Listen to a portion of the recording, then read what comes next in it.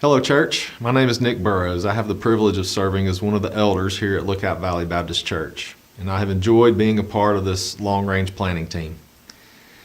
I hate that I'm not able to be with you tonight. Unfortunately, I'm probably on a plane to Detroit about now, but I guess this video will have to suffice for my time with you. As you know, we've been engaged with this long-range planning process now for over a year. In fact, it was last May when we presented our first round of information. Our goal all along has been to gain clarity on where we are currently as a church, where we believe that God would have us to go, and how we think we should get there. And one of the next steps that we discussed last May was not only to define our objectives from a ministry standpoint, but to also engage an architect to do a feasibility study for this campus. What is possible with these 5 acres that God has given us to steward? Also, you may recall that in January, when we presented again, I used the illustration of a trellis and a vine. As we began to understand the demand for ministry in our community, we outlined 5 areas of focus as we seek to move forward with God. We want to focus on moving the gospel forward. We want to focus on moving hurting people forward, moving families forward, moving our neighbors forward, and moving LBC family forward as well. With that, there's much vine work and there's trellis work.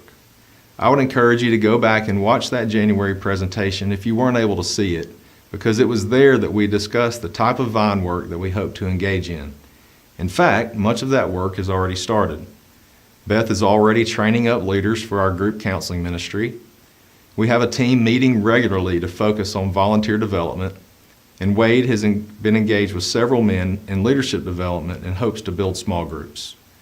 In many ways, we are already greasing the wheels for the growth that we hope to see in the future. Tonight, we want to focus our time on where we believe that God has us on the trellis work, primarily as it relates to our physical campus. So to begin, I want to bring you up to speed on how we landed on the architect, which was a very important first step. Last fall, we engaged 2 architects, and we asked both of them to present to us what it might look like for us to engage them in this master plan development, and ultimately in the architect work and construction management, should we decide to move forward. Both architects presented to the elders and to our long-range planning team, and after careful consideration of their presentation, their professionalism, their responsiveness, their work history and references, we chose M&B Architects out of Memphis. If you'd like to preview some of their work, you can look them up online. After meeting with Curtis for several months now, we feel strongly that we've made the right selection, and I think you'll be impressed with the work that they have done for us so far. The thing that's been the most impressive to me about working with Curtis is that he's not only brought architectural knowledge to our team, but also a long history of working with churches. He's heavily involved in his own church and has been able to speak about how we can use our campus to do ministry. He's brought his personal experience, but he's also brought data to allow us to objectively consider what our campus should look like in order to meet the ministry initiatives that we have outlined. Our goal has been to align our ministry philosophy with the physical campus. And he's done a great job of helping us understand the current state of our population and helped us consider the current growth projections for our area and how that translates into real potential for new members. He's challenged us, he's educated us, and he's humbly received feedback when we haven't agreed on the recommendations, all of which has been very important in establishing a healthy relationship where we can discern best how to do ministry here in 37419. You're going to be impressed with the master plan. The team is now going to walk you through the growth projections, the pinch points for that growth, and our desired outcomes. And then Troy is going to walk you through the initial high-level plan of the campus. I encourage you to look at this with an open mind, be inquisitive, and be prayerful as we consider what it looks like to move our campus forward. I hope that tonight is helpful, and I look forward to seeing you all soon. So we'll turn our attention now to growth potentials. And so as we began this process, we understood that the Lord of all the earth, of all heaven and earth, has given us a physical lot to live, to do ministry, to build, and to grow. And so you can see our present campus on the next slide. So this picture, we have 5.4 acres here at 23 Lilac Avenue, stretching from the gym back to Myrtle Avenue, past Bryce's house, and down Lilac Avenue, and then the house and parking lot across the street. And so knowing God that has given us this acreage, this specific tract of land, we began to think and discuss how we could best steward the resource God has given us. And so the architect gave us a good rule of thumb. And so for every acre that we have can accommodate 125 people. That means, given the land that we have, our maximum capacity that we can fit at one time here is 675 persons. So on a Sunday morning, that means we can only handle 675 men, women, children, and any vehicles that they bring, which could be up to 300 vehicles. And so this is our capacity limit. And so this limit helps us clarify several things. So here's some implications of that 675 number. And so that means it does not make sense for us to build a new, extremely large, say 1,000-foot sanctuary. If 1,000 people can't fit on our physical campus, we can't build greater than we can handle. And so that means our current sanctuary, in this room, can hold between 250 and 280. And so that means if we move to a 2 worship service model on a Sunday morning, 2 life group hours, 2 hours of worship.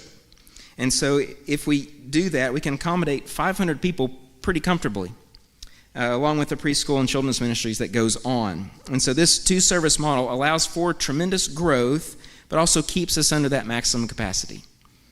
And number 3, the third implication is elders. We have discussed for several months and years now, we don't want Lookout Valley Baptist Church to become the next mega church in Chattanooga. We do desire to grow, but we want that growth not to be too unwieldy or too big or big for bigness sake. And so we're not looking at a mega church model, we're looking at a church multiplying model. And so not that mega churches or large churches are bad, they have their own benefits and successes. I've been on staff and been a member of large churches. They have their own challenges. They are influential in great ways. But we are developing a philosophy of ministry that informs how we grow. And so as we grow, we're going to see us move and grow and build, but we're going to see this threshold being reached, and we want to send people out. We don't want to add, we want to multiply. And so as our membership grows, we're going to think about actively planting new churches to multiply our influence in the region and around the country even. And so once we reach some certain level, we would send out a percentage of our people to plant a new fellowship somewhere. And so we want to grow the body of Christ, not just here at this particular geographic location. We want to multiply churches in different locations so the kingdom of God grows exponentially. And so we'd love for the Lord to grow our body here in such a way that it reproduces across our county, our region, and our nation.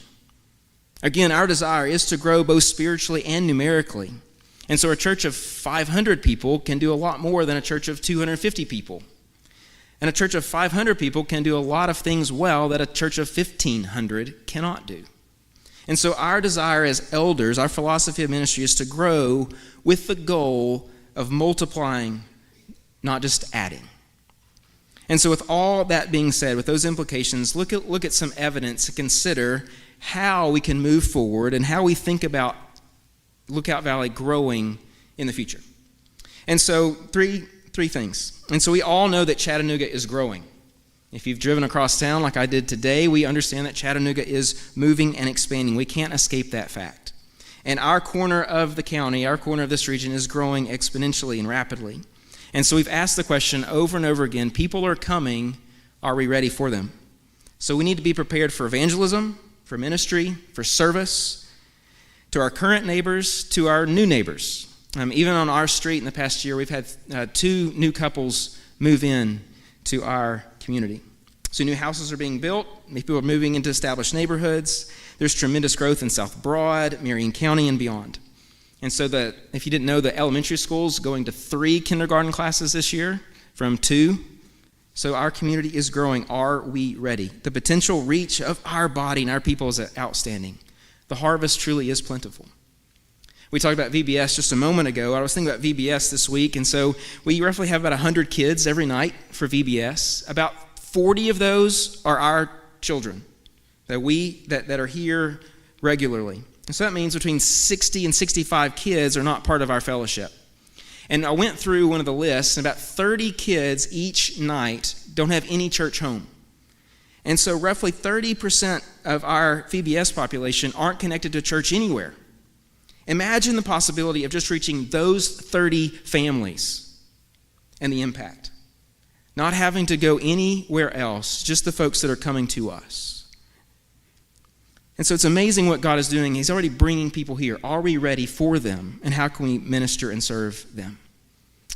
Then one thing to help predict the future growth, the architect pointed to a rule of thumb, and he asked us to look at our Easter attendance. And so attendance on Easter is a good predictor of where a church could be 18 to 24 months in the future, if we remove the pinch points or hindrances to growth. And so this year we had 310 people on campus Easter Sunday. And so with that number as a guide, we could expect to be running over 300 people in 2026 if we remove some of these hindrances that we'll talk about in a moment. So the evidence, the potential for growth is certainly here. And so let's look at what that growth could look like. And so the architect provided us with some tables and charts that would help us estimate and navigate potential growth in attendance and membership. And so here's the chart of just our current attendance. So on average, the first few months of 2024, we're averaging 151 people in a worship service with about 40 kids each week. So that puts our total attendance on Sunday mornings about 191. And so if we use a variable growth rate, and we looked at his recommendations and critiqued some things, we came up with this feasible growth of what the Lord could do if we serve and we follow him and he brings people to us. So these growth rates are all estimates, but they're based on current and expectant growth with our population, with a phased building construction and overall addition of people to our community. And so you can follow this chart and see by the end of 2027, we'd be averaging 311 on campus with this model. That's in keeping with the Easter rule I mentioned just a moment ago. And at the end of the decade, in 2030, we'd be seeing 472 people on campus each Sunday. And then if we go a full 10 years out, that's 2033. If you can think about that long, if this model holds, we could average 619 people on campus. So notice that number, 619, is in keeping with the campus capacity we saw just a moment ago, and it fits inside our philosophy of ministry. So just think about what God can do over the next 10 years. And so here's just a summary of the attendance projection for 2033. So in just 10 years' time. We could see 497 people in worship with 61 preschoolers. Imagine that number. And 61 Kingdom kids. It's amazing what God can do. And again, these are estimates, but it says that our attendance could double in 5 years. By 33, 34, we could see our population running 3 times the number that we have now. So remember, these are just estimates. They could just represent what God could do. He may bless us with people quicker. These numbers are certainly attainable based on his blessing, our work, and the increase in population around us. And so we should renew our efforts to reach people, that vine work, but also look toward the trellis work. And so let's also look briefly at children's ministry and life groups. And so I don't think I need to convince you that we are out of room for life groups, for adults, and for kids' space. So if these projections that we've run through, if they hold, we could see an additional 295 people added to adult life groups and children's ministry. So by 2023, in 10 years, we could have upwards of 411 people attending life groups and children's activities. So 400 people engaged in regular discipleship here on campus. So here's a chart that shows the required number of rooms and floor space that we would need to host a life group or children's ministry each morning. So for preschool and for Kingdom kids, we would need 6 big classrooms. We'd also need 10 rooms for adults at the minimum. So it's a need of 22 rooms and 10,890 square feet. And don't worry, there will not be a quiz. You will have a handout at the end of tonight to see all of these numbers. So let's look at what we have now. We have 14 usable rooms. We may need 22. And so if we look at our capacity as land and as a church, moving away from a big sanctuary model to looking at how do we do discipleship, how do we put people in smaller groups, in life groups, how do we minister to kids and preschoolers well? This is the direction that we are moving in. And so in closing, if we remember back to our Easter Sunday, 310 people on campus, remember we had 2 services. So in this room, there are about 125 folks each hour. And there were 25 preschoolers and 30 Kingdom kids. So 310 people on campus. If everybody were squeezed into this room during one service, we would be at 90% capacity. You would know and feel the strain. You would feel the strain. You would smell the strain because you'd be packed in here, right? 90% capacity on that Easter Sunday. And so in terms of a long-term plan, if a church reaches 60% capacity, we need to be developing a plan for the future. When the attendance reaches a 70% capacity, we need to initiate the plan. We need to put it into practice. And at 80% capacity, the church begins to grow continually. We need to be running and efficiently executing the plan. And so, again, as Easter, if that's kind of our lodestar to say 310 people is 90% capacity, we better be moving in that direction. Because we are at about 60% capacity now. So this is the initiation of the plan to move to where God can bring us. So these projections in growth can be attainable as the Lord blesses, and we continue to disciple, evangelize, and invite others to join. And as we work to relieve some of the pinch points, some of the hindrances to growth. And to that removal and those pinch points, I'll turn it over to Beth. Good evening. One of the best leadership lessons that I have learned recently is this: start with why. Before taking action, know what you're doing and why you're doing it. Here are some why questions that we as a team have addressed. Why a long-range planning team? Wade just answered that. Why commission a master plan? Why engage an architect?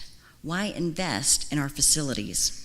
As I pondered these why questions, there's one word that continues to linger in my mind: hospitality. Hospitality is defined as the friendly and generous reception and entertainment of guests, visitors, and strangers. Like me, you've probably stayed in someone else's home.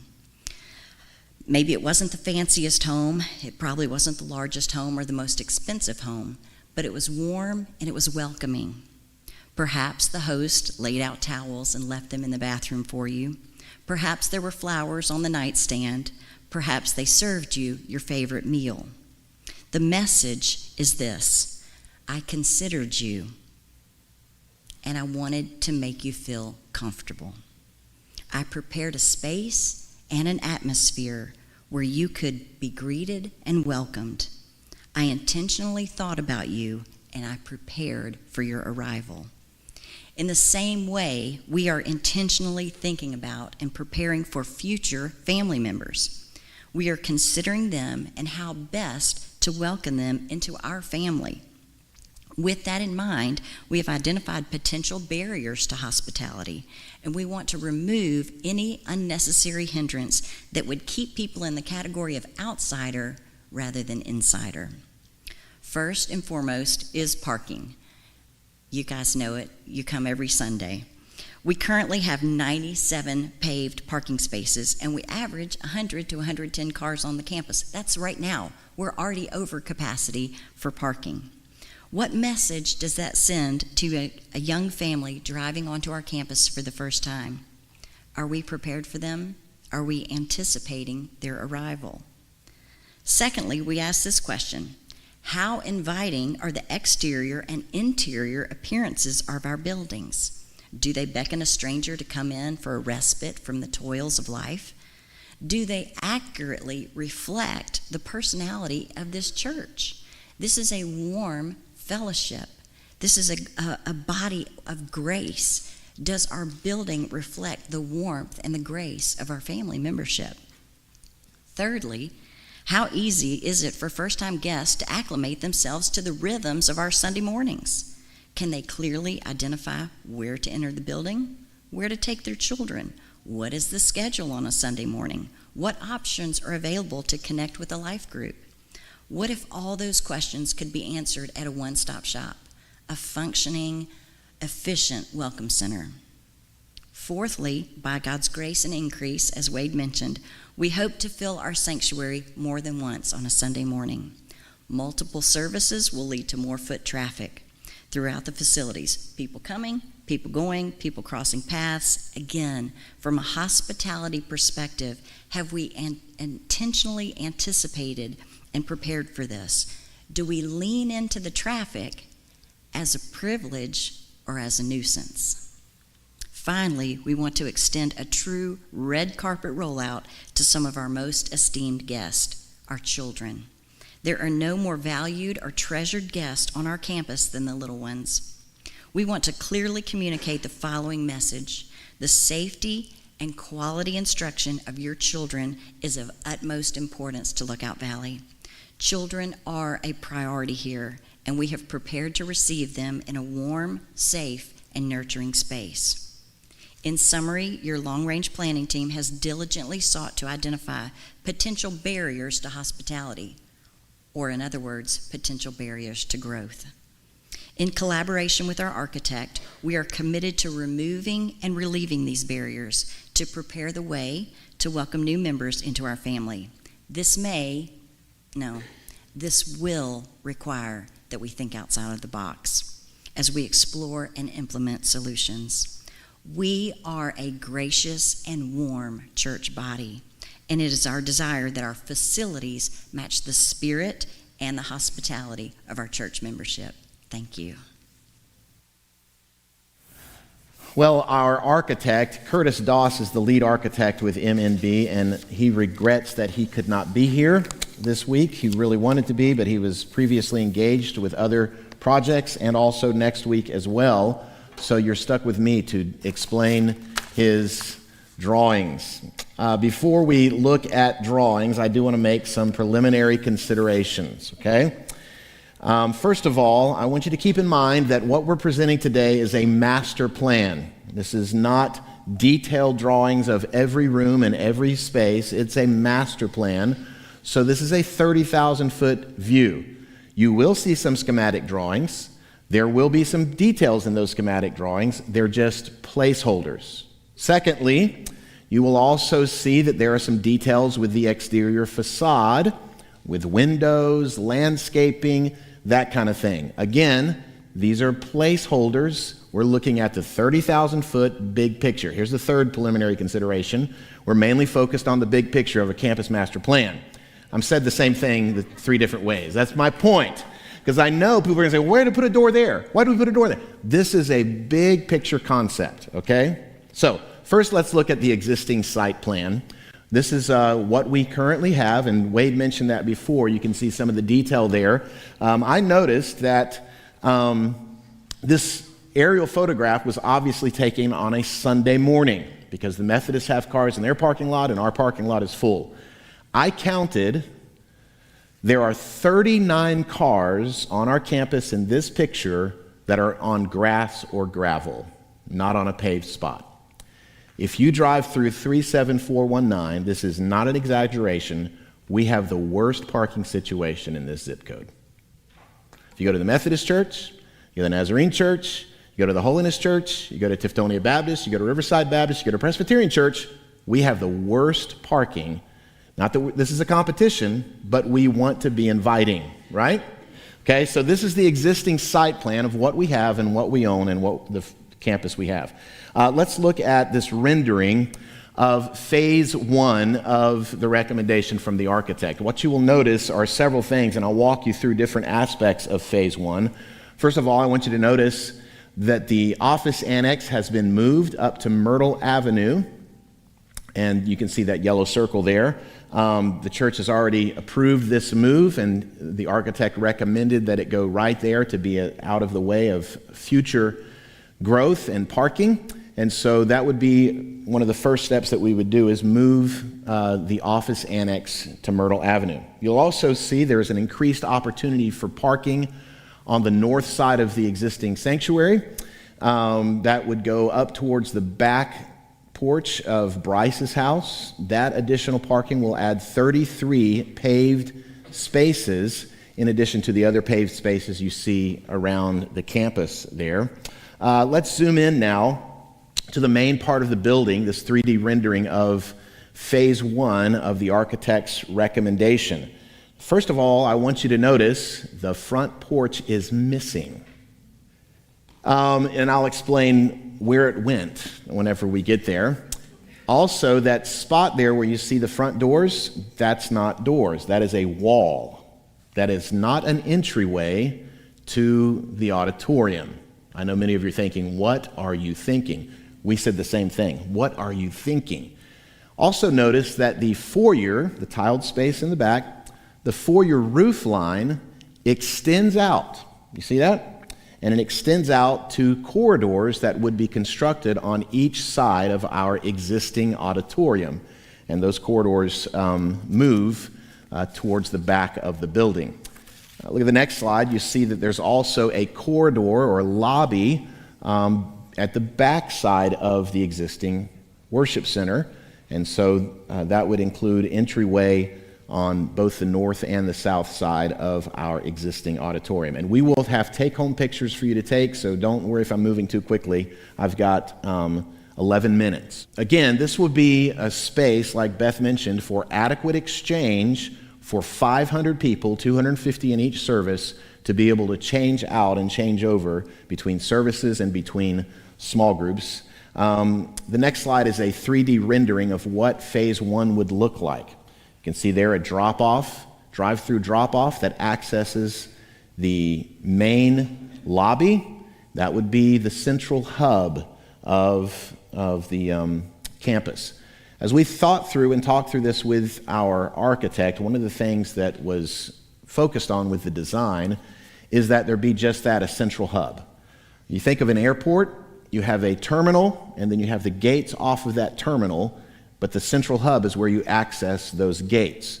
So this would be, this welcome center, this lobby would be the central hub where you go to worship, you go to small groups, life groups, you go to the fellowship hall, and so that would be, or the children's and preschool space, that would be the central hub of the worship center. Now, let's look at some blueprints. Here's the big change.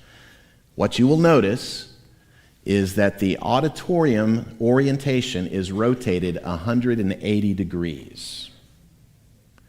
So where I am standing would be the back of the auditorium. Where the sound booth is would be the platform. 180 degree rotation. This was not my idea. Okay? This is what the architect recommended for the purpose of traffic flow. So think about this. In fact, let's go to the next slide. This is a more zoomed in look at the auditorium. So often when I'm preaching, every week, there are 4 or 5 people during my sermon that get up and go to the bathroom. How do you think a visitor feels about that? There she goes right now. She's getting up and going to the bathroom. I'm just kidding. So, I guess she got called away. Okay. So there are 4 or 5 people that get up and go to the bathroom. If you're a first-time guest and you're like, I need to go to the restroom, where is it? Well, it's there. Go walk in front of the preacher and go to the bathroom, right? And let the rest of the congregation time how long you're in there before you come back. This is some of the awkwardness of this current design, right? In addition to that, and that's not the only thing, it also provides, again, the traffic flow. If you think about the main entrance being there at that new entryway, it's natural to enter from the back of the auditorium. I want to repeat, the furnishings you see, the stage design you see, the baptistry design you see, those are placeholders. Don't say, why are we putting that kind of stage? This is likely not what the stage is going to look like. That's just what it's a placeholder for stuff, okay?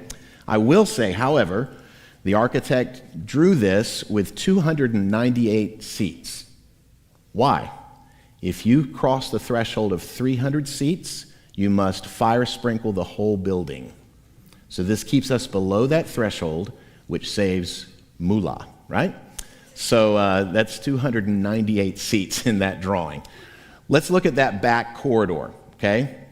So how is this corridor achieved? Well, the back wall of the auditorium would be this point right here, right where this existing wall already is. This would be where I'm standing, would be those double doors in the back. The back of the corridor that people walk through is the back of the baptistry. Follow me? So this is the back of the sanctuary wall. The back of the corridor is that back wall of the baptistry. So you can see there would be holes knocked out on each end, boom, boom, to access those lobbies. The distance of that space is 17 feet. 17 feet. That's a wide hallway. Our existing foyer is 8.5 feet wide. So it's twice as wide as our existing foyer. Again, we're looking for exchange space and transition space. Speaking of the existing foyer, again, I mentioned earlier that the foyer area would be a corridor that connects the new corridors that would be built on the exterior of the sanctuary, on the exterior of the building. Okay? You'll also notice, look at the next slide, the existing stained glass windows are there. Again, these are placeholders, but just as a matter of reference, the idea is if we build these exterior corridors, we can artificially light the stained glass windows so it seems like daylight when you want it to. But there are times when you don't want it to, when you want it to be dark in here. For instance, Elizabeth Bowden shared in our meeting, when I was married, at 2 o'clock in the afternoon, we had all these candles, and you didn't even know it because there was so much natural light pouring into this room. So my daughter Amber might even be married here. Who knows? Huh? Okay. Well, right. So again, this makes the space usable where you can set mood and ambiance that you're not stuck with just the natural light all the time, but yet you can have it look like the natural light of the stained glass windows, okay? Let's look at some more detail. Let's look at a zoom in of the lobby. And again, this is a placeholder, but this is a potential of what this space could look like. Again, this would be the hub of the campus. Go to the next slide. I want to point out the stairwell and an elevator. This elevator makes the entire campus accessible to anyone and everyone. No one, regardless of handicap status, anyone and everyone can go to any part of our campus. A great, great opportunity. And also you'll notice there with the stairwell, there's a connection to the existing fellowship hall. Gone are those awkward steps going up to the fellowship hall, but there is a ramp, and then there are steps to the side so that, again, people who are somewhat infirmed or incapable of climbing steps, you can literally, with this plan, go to any part of the campus without climbing a single step. That's tremendous. That's tremendous. So this was very attractive. The flow of the facility, and the way I put it to the architect was, this looks like this was planned this way from the beginning and not hodgepodge put together. And that's what we were hoping to accomplish with this. Next, notice some other ideas for the Welcome Center. The existing stairwell at the end of the education hallway is removed, and that's turned into a little cafe, coffee, donut stop. Room 102 in this conception has been turned into a copier/workroom. So if you notice the move of the office and you have to make copies for your life group, you won't have to walk all the way to the office to make copies. We would have a workroom for all adult education. Also, we'll notice in a little bit, preschool and children's education as well. A centrally located welcome center, welcome desk, so when first-timers do come in, it's right there, and they know exactly where they're supposed to go, and they can be directed. Also, a book stall or a book nook where we have recommended resources, magazines, periodicals, devotionals that can be available as there as well. So let's look again at the Phase 1 site plan, and that's what we just covered. Now let's go to Phase 2. Phase 2 site plan. Ooh, big change there. First thing you'll notice is a big building smack dab in the middle of that site. I'll talk about that in a second. Secondly, you'll notice that there is significantly more additional parking. You'll notice at the north side of the education building, the existing playground is gone. Well, where are the kids going to play? Hold it. That playground is gone. Here's a 3D rendering of the look of the campus after Phase 2. Again, the siding, the windows, placeholders. It could look somewhat different, but this is a recommendation. So let's go to blueprints of Phase 2. Here's what the existing space would look like at the end of Phase 1. You see as a point of reference the elevator, if you remember where that was, next to the fellowship hall and the welcome center, that space right there. So here's what Phase 2 would look like. The addition of a 2-story preschool and children's building. First floor, 6 preschool classrooms. Second floor, 6 elementary Kingdom Kids classrooms. Let me highlight a few features of this plan. First, notice the secure check-in. There is a check-in desk. There is one door to access the 6 classrooms. So it is not accessible by anybody or anyone who does not have the proper clearance to enter that space. Also, it's easily identifiable by parents. This is from the lobby. Where do I take my preschooler? It's going to be clear this is where preschoolers go. Okay? Notice also that there is an indoor playground. So it is usable not just in March and April, it's usable 365 days a year. So it'll be air conditioned and heated and cooled, so it's an indoor playground.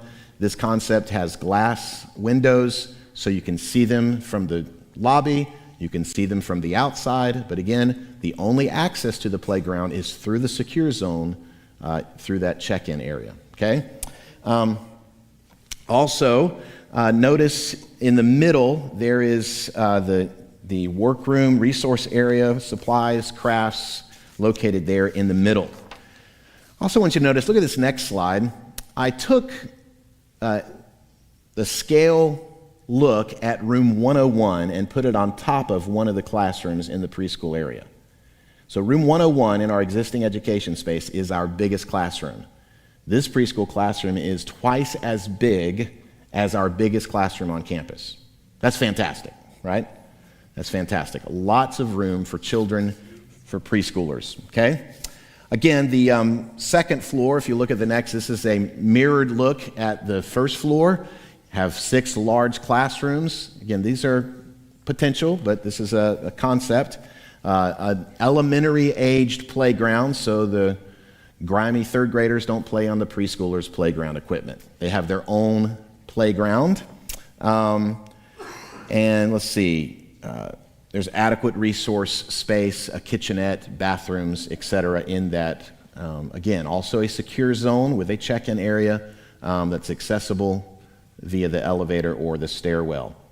Another feature I'd show you of the second floor, Phase 2, is a bridge that connects that second floor to the existing education space. I mentioned that before. There's a bridge right from the elevator that goes across. It's all inside. Again, you could access any part of our campus without ever going outside, except for students. Teenagers got to walk in the weather. Sorry, guys.